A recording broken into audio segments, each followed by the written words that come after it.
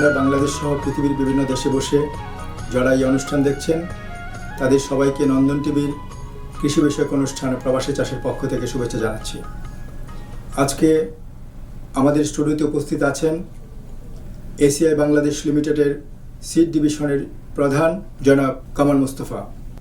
আপনি বাংলাদেশের সিড প্রোডাকশনের সাথে জড়িত ছিলেন, এসিআইয়ের সিড ডিভিশনের প্রধান ছিলেন। আপনার বাংলাদেশের সিড প্রোডাকশনের বিষয়ে অভিজ্ঞতা যদি কিছু বলেন। ধন্যবাদ ফাইজুল।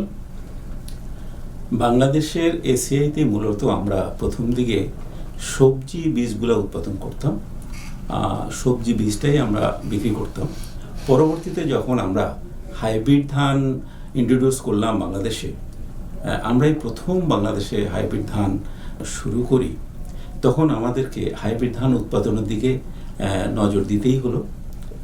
আমরা আমাদের কাউন্টারপার্ট, চাইনিজ কাউন্টারপার্ট, তাদের সহযোগিতায় হাইব্রিড ধান আমরা উৎপাদন করা শুরু করলাম এবং পরবর্তীতে আমরা চাষি পর্যায়ে কন্ট্রাক্ট ফার্মার আমরা গ্রো করে তাদের মাধ্যমে বীজ উৎপাদন করে সেই বীজ আমরা ব্যবহার করতাম এবং চাষি পর্যায়ে আমরা বিতরণ করতাম। কানাডায় আসার পর আপনার পূর্বের শিক্ষা এবং অভিজ্ঞতার সাথে সংশ্লিষ্ট কোনো চাকরির ব্যাপারে কি এখানে আপনি চেষ্টা করেছেন? মূলত কৃষিবিদ হিসাবে কানাডায় আসার পরে আমার কৃষি রিলেটেড কাজ আমি করার চেষ্টা করেছি, কিন্তু ঘটনা হলো আমাদের দেশের কৃষি আর এখানকার কৃষি সম্পূর্ণ ভিন্ন ধরনের।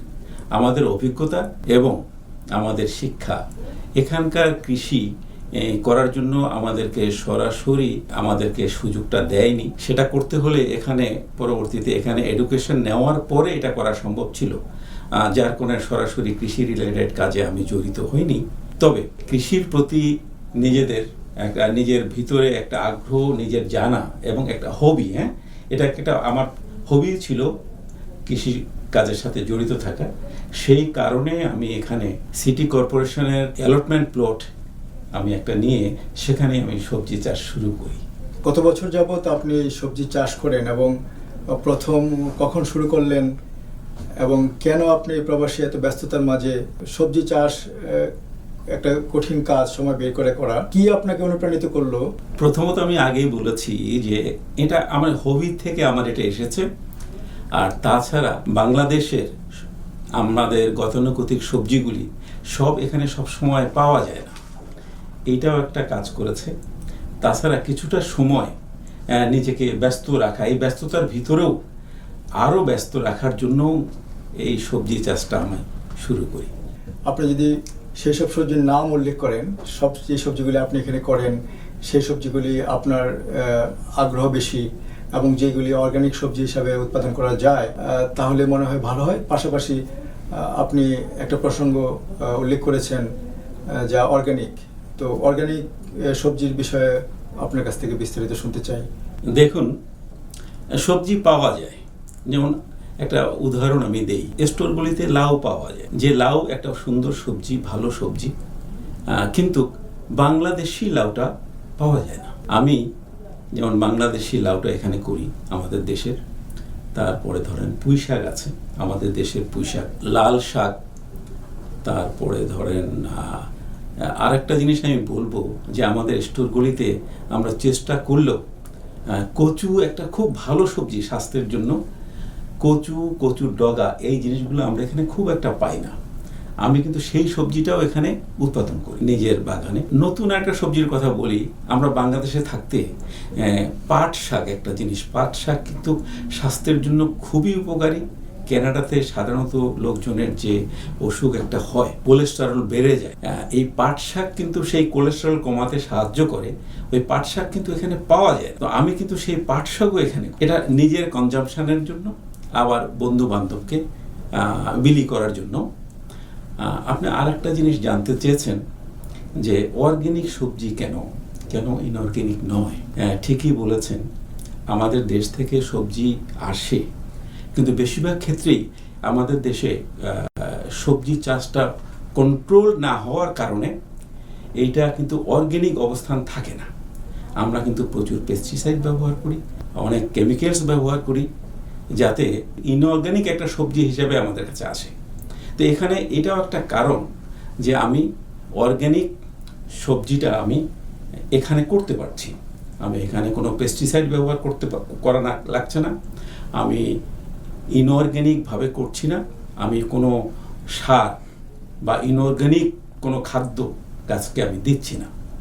এইটা একটা কারণ। কিন্তু আর আপনি আগে উল্লেখ করেছেন যে আপনি সিটি কর্পোরেশনের প্লটে শাকসবজি চাষ করেন, তো আপনার এই বিষয়ে তো অনেক দিনের অভিজ্ঞতা আছে। তো আপনি যদি অন্য যারা শাকসবজি চাষ করেন একজন কৃষিবিদ হিসাবে আপনার অভিজ্ঞতার কথা বলেন যে কখন থেকে এই জমি প্রস্তুত করতে হবে, কিভাবে করতে হবে, এবং সার ছাড়া পুরো প্রক্রিয়াটাই আমরা আপনার সাথে আলোচনা করব। কিন্তু প্রথম জানতে চাইব যে সুনির্দিষ্টভাবে কখন থেকে আমাদের এই জমি চাষ করতে হবে, কিভাবে করতে হবে, এবং বীজ কখন বপন করতে হবে। তাহলে যারা চাষ করেছেন বা কম অভিজ্ঞতা আছে বা যারা নতুন চাষ করতে চান তারা নিশ্চয়ই উপকৃত হবেন। কথা প্রসঙ্গে যেটা আসলো যে সিটি কর্পোরেশনের গার্ডেন প্লটে যদি আমরা চাষ করতে চাই, এই প্লটগুলি পাওয়া যায়। এটার জন্য আমি দর্শকদের জন্য বলবো, তারা যদি এইটা চায় তাহলে তাদেরকে ফেব্রুয়ারি মাসের 1 তারিখে 8:30টার ভিতরে সিটি কর্পোরেশনের যোগাযোগ করতে হবে।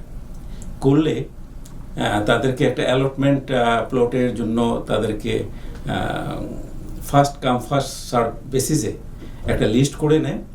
পরবর্তীতে ওই লিস্ট অনুযায়ী তাদেরকে সিটি কর্পোরেশনের গার্ডেন অ্যালটমেন্ট দেওয়া হয়।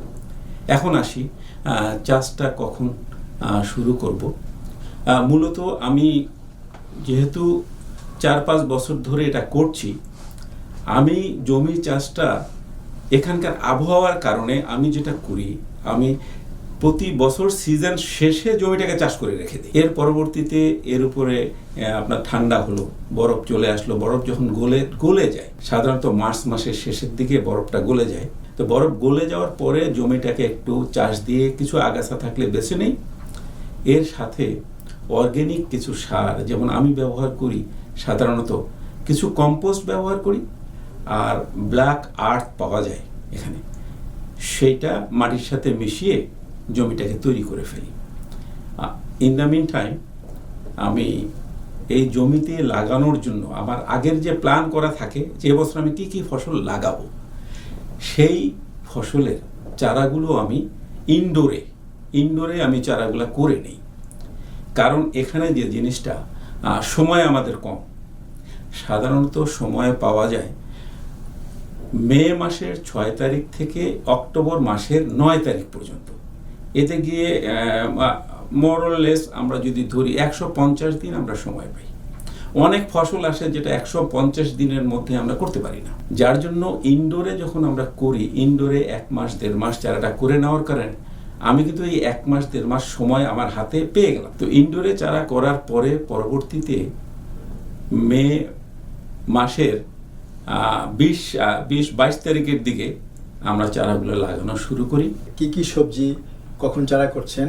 ইনডোর বলতে আপনি আসলে কি মিন করছেন? দুটো জিনিস খেয়াল করতে হবে। আমরা সব সবজি কিন্তু চারা করে লাগাই না, তাই না? আমরা কিছু সবজি আছে সরাসরি বীজ বুনে দিই। যেমন ধরেন লাল শাক, ডাঁটা শাক, এগুলি, বা পাট শাকও ধরেন, এগুলা আমরা সরাসরি যেগুলো বীজ বুনে দেই সেটা তো ইনডোরে করা দরকার নেই।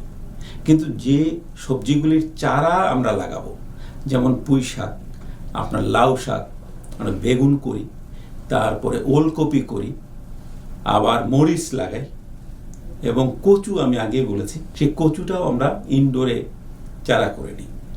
ইনডোরে চারা করতে হলে আমি যেটা করি, আমার ঘরের ভিতরে অল্প একটু জায়গার ভিতরে আমি ফ্লোরোসেন্ট লাইট দিয়ে চারা করার মতো একটা ছোট একটা নার্সারির মতো আপনি বলতে পারেন, এটা একটা নার্সারির মতো ছোট্ট ঘরের একটা কোনায় এখানে আমি এটা করে নিয়েছি, সেখানে আমি এই চারাগুলি উৎপাদন করে নিই। কৃষিবিদ এবং কৃষির বাইরে এবং এই শাকসবজিতে উৎসাহী অনেক লোক আছে, অনেকেই করেন। তো এটা কি আরেকটু বড় আকারে, যেটাকে আমরা বলি ছোট খামার, মাঝারি খামার, বড় খামার হিসেবে করা সম্ভব কিনা, এবং সেটা করতে গেলে কৃষিবিদদের কি বাধার সম্মুখীন হতে হয়, তাদেরকে করা উচিত বলে আপনি মনে করেন? এই বিষয়টা একটু আলোকপাত করলে আমাদের কৃষিবিদ এবং বাঙালি যারা আছেন তারা একটু ধারণা পেতে পারেন যে আর একটু বড় আকারে শাকসবজি চাষ বা ফলমূল চাষ করতে যাওয়া যায় কিনা। দেখুন, এই ব্যাপারটায় আমার নিজের অভিজ্ঞতার কথা আমি যেটা বলতে চাই, আমি যেটা অনুধাবন করেছি, লার্জ স্কেলে আমরা যদি এখানে সবজি করতে যাই, করা যাবে, সবজি করা যাবে, কিন্তু ওই যে প্রথম থেকে আমরা আলোচনা করেছি যে বাড়তি সবজিটা আমরা কি করব, এটা একটা পেরিশেবল গুডস। আমি যদি বিক্রি করতে না পারি, এটাকে প্রিজার্ভ করার কোনো ব্যবস্থা কিন্তু নাই। তাহলে কি করতে হবে? লার্জ স্কেলে সবজি করলে আরো একটা জিনিস মনে রাখা দরকার, যে আমরা কিন্তু অভ্যস্ত কি লার্জ স্কেলে আমাদের যে সবজিগুলি এগুলা কিন্তু লেবার ইন্টেন্সিভ, মানে আপনার লেবার বেশি লাগে। তো আপনি যখন লেবার বেশি দিবেন, ছোট জায়গায় আমরা করছি, আমি লেবার, আমি সবকিছু, তাহলে কি হলো, আমাকে কিন্তু কাউকে পয়সা দিয়ে এটা করাতে হচ্ছে না।